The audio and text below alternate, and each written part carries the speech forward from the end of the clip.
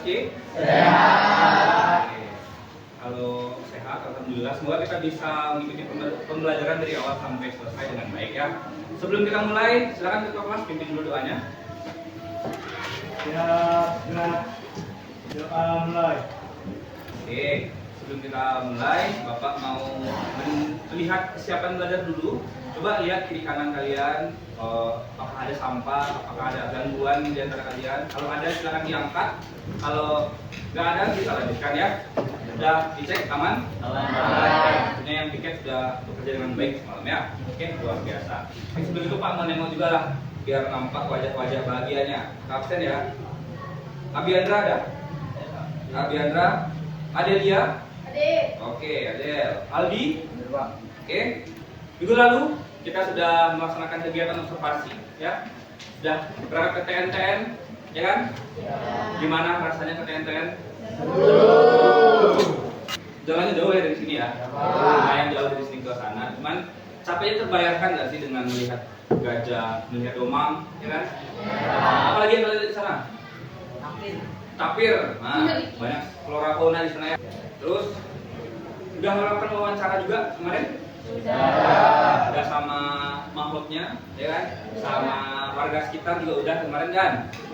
Jadi artinya sudah mendapatkan data yang Bapak minta kemarin, ya kan? Nah, untuk hari ini kita fokus kegiatannya adalah untuk melaksanakan analisis data hasil temuan kalian kemarin di kegiatan observasi kemarin. Nah, ini dia nih. Jadi materinya adalah analisis hasil observasi permasalahan sosial. Sebelumnya, penjelasan dulu. Tujuan pembelajaran hari ini adalah peserta didik mampu menganalisis hasil observasi dan wawancara tentang permasalahan sosial di kawasan TNTN. Kemudian menyusun alternatif solusi berbasis prinsip pemberdayaan dalam bentuk laporan atau presentasi kelompok yang lebih aplikatif. Jadi nanti kalian dalam kelompoknya menjawab LKPD yang kemarin sudah dibagikan, terus membuat sebuah produk. Kan sebelumnya sudah Pak minta kalian untuk membuat rancangan produk dulu. Mau bikin apa? Bebas produknya. Tapi sebelumnya karena masih pagi, kita speaking dulu boleh lah ya. Selamat pagi,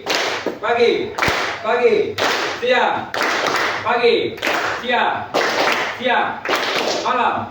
Nah, itu dia tuh masih belum fokus. Oke, ini fokus kegiatan kita pada hari ini, ya, yaitu pada perancangan proyek. Yang akan tentukan itu adalah masalah utamanya, tujuan proyeknya seperti apa. Biar lebih mengingat kembali, mari kita nonton video dulu tentang kegiatan kalian kemarin, recap. Jadi mari kita bersama.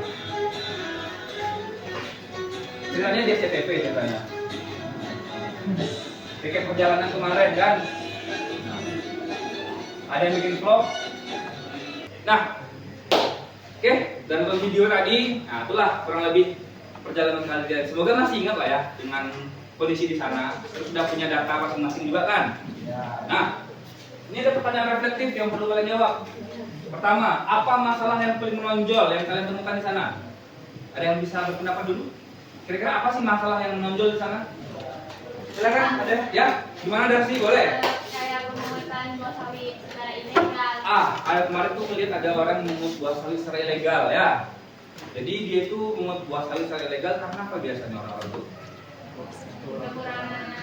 Kekurangan ekonomi ya. Mungkin ekonominya kurang, akhirnya dia ngambil sawah, ngambil buah orang lain gitu ya.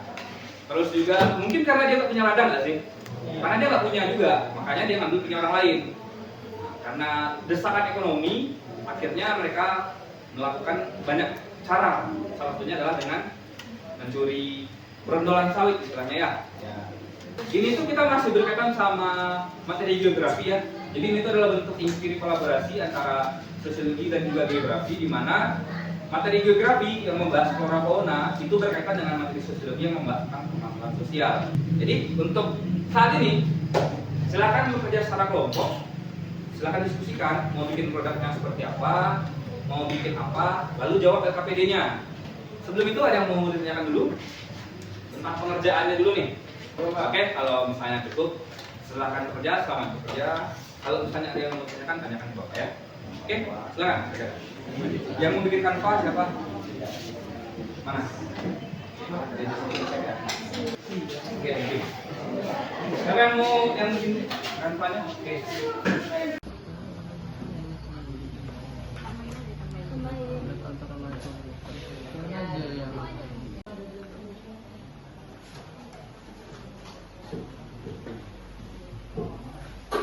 Dah? Gimana? Udah siap? Udah? Kelompok ini udah siap? Dikit lagi kelompok dan sudah siap? Udah? Kelompok Windy udah siap? Udah? Kelompok Evan? Belum, dikit lagi, oke. Ada yang mau presentasi dulu? Ada kelompok yang mau presentasi dahulu? Kelompok Darcy boleh, oke. Kelompok berapa? Kelompok satu boleh, kelompok satu tampilkan ke depan. Kirim dulu filenya ke Bapak ya. Bisa kita mulai presentasinya ya? Bisa. Ini produk kawan-kawan yang di depan itu adalah infografis ya.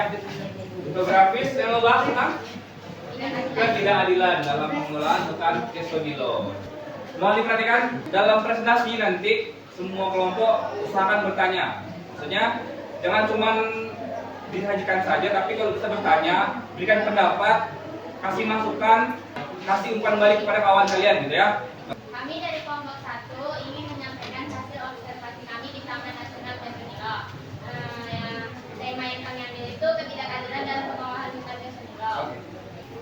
Sebenarnya masyarakat lokal diberi kesempatan dalam konservasi. Sebenarnya belum sepenuhnya. Mereka kadang dilibatkan hanya sebagai pelaksana lapangan, bukan sebagai pengambil keputusan. Padahal masyarakat lokal justru punya pengetahuan tradisional tentang cara menjaga hutan. Ada yang mau bertanya mungkin kurang paham dengan kajiannya. Intinya ngebahas tentang ketidakadilan ya. Ketidakadilan yang di sini fokusnya adalah tentang pengelolaan sumber daya hutan yang tidak melibatkan masyarakat secara adil. Perkenalkan, nama saya Widi dari kelompok 3. Saya ingin bertanya, menurut kalian siapa sih pihak yang paling diuntungkan yang tidak dan yang paling tidak diuntungkan dalam pengolahan lahan Tesonilo ini? Oke, siapa pihak yang paling diuntungkan dan yang paling nggak diuntungkan? Oke, lanjut ke kelompok selanjutnya. Ada yang mau tampil lagi? Mau? Kelompok berapa? Dua, sudah siap namanya deh, luar biasa. Kirim tanya dulu ke Bapak. Kami akan menampilkan hasil dari observasi kami di Taman Nasional Tesonilo. Temanya adalah Temanya adalah kesenjangan sosial di sekitar hutan Tesonilo. Bagaimana kesenjangan mempengaruhi perilaku terhadap hutan? Kesenjangan ekonomi itu membuat sebagian masyarakat bersikap apatis, kayak cuek. Ya. Jadi dia tuh nggak peduli dengan pelestarian hutan karena mereka beranggapan bahwa kalau kami tidak dapat manfaat, buat apa menjaga hutan? Menarik. Sebaliknya, sebagian masyarakat yang telah merasakan manfaat dari hutan itu seperti bambu atau hasil hutan lain itu mempunyai pola pikir yang harus menjaga hutan tersebut. Kami belajar bahwa hutan tidak bisa dilestarikan tanpa keadilan sosial. Keadilan bagi manusia adalah awal dari keseimbangan bagi alam. Oke, itu dia ya. Quotes of the day dari kelompok 2 ya. Tentang kami belajar bahwa hutan tidak bisa dilestarikan tanpa keadilan sosial. Keadilan bagi manusia adalah awal dari keseimbangan alam. Jadi sebelum alamnya yang seimbang, tentu manusianya harus seimbang dulu, nggak senjang dulu. Itu harapan dari kelompok 2 ya. Makanya ada beberapa solusi pemberdayaan yang bisa dibawakan gitu ya. Oke? Nangkap sama materinya? Oke, seperti biasa lanjutkan ke sesi pertanyaan. Apakah ada yang ingin bertanya? Kalau kalian dari pemerintah, apa yang bisa dilakukan supaya hasil dari hutan bisa dinikmati lebih merata? Oke, menarik ke pertanyaannya tuh. Kalau kalian jadi pemerintah, gimana caranya biar hasil hutan itu bisa dinikmati secara merata? Kasih aplaus buat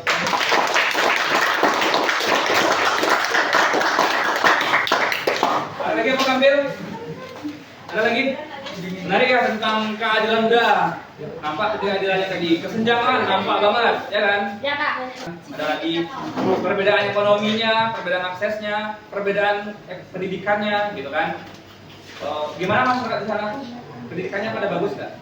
Sebagian pekerja masih bekerja sebagai petani sawit, buruh tani, atau mengambil hasil hutan seperti buah penjualan. Banyak warga hanya menggarap 1-2 hektar lahan, dan sebagian lebih antaranya bahkan tidak memiliki lahan.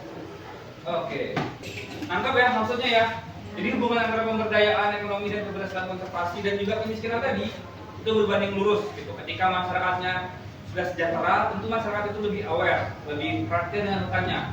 Berbanding terbalik dengan ketika masyarakatnya masih dalam keadaan terdesak, kesulitan dalam memenuhi kebutuhan hidupnya, mereka itu bakalan mengupayakan banyak hal, banyak cara. Yang penting dia bisa makan. Nah, kata awalnya tadi, kalau perut anak udah lapar, apalagi yang diperlukan, larangan pun tidak akan dipedulikan, kan gitu. Jadi berbanding lurus dia. Itu dia ya. Menurut kalian, kenapa sebagian warga masih bergantung pada hutan untuk memenuhi kebutuhan sehari-hari? Oke, kenapa masih bergantung waktu pada hutan nih? Gimana penampilan dari tiga kelompok tadi? Baik banget. Oke banget lah ya. Untuk menangkap lah ya materinya. Oke. Terus juga tampilannya gimana? Penampilan slideshow-nya? Bagus nggak? Bagus. Rapi nggak? Kira-kira apa masukan untuk kawan-kawan kalian?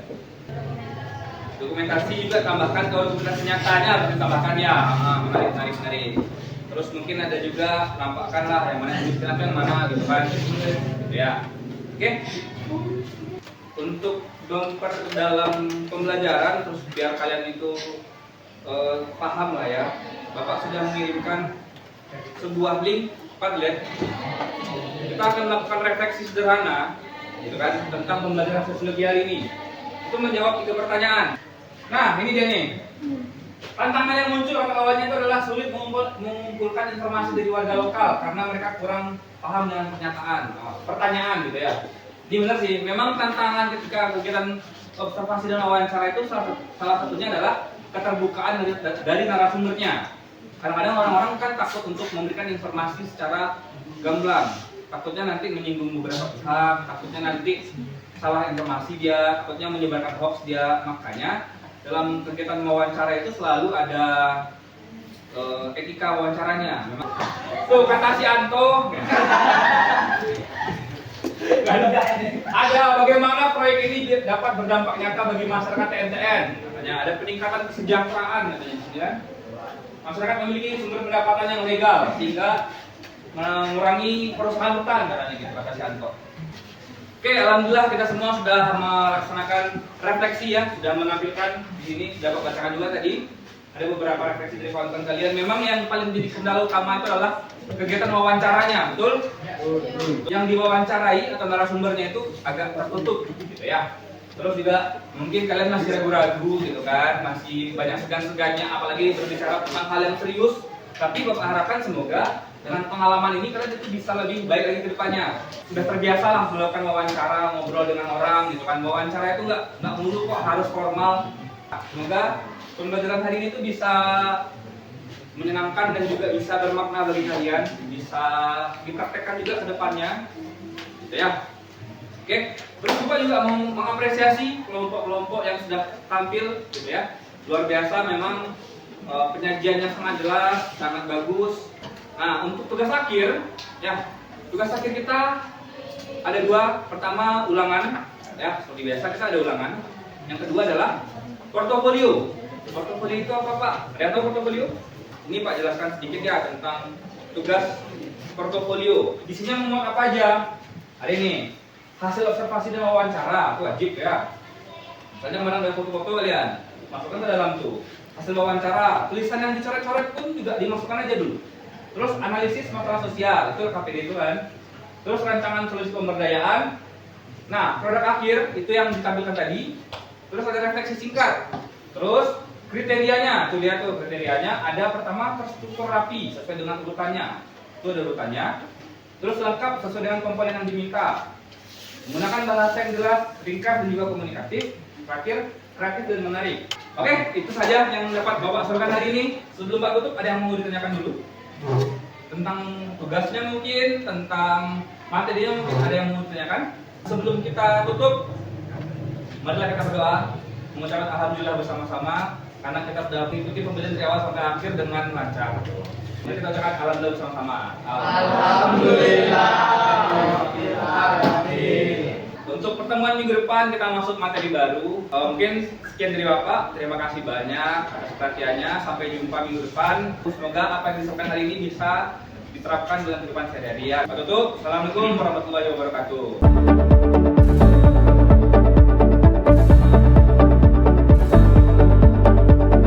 Assalamualaikum warahmatullahi wabarakatuh. Perkenalkan, nama saya Intan Nur Habibah dari kelas 11C.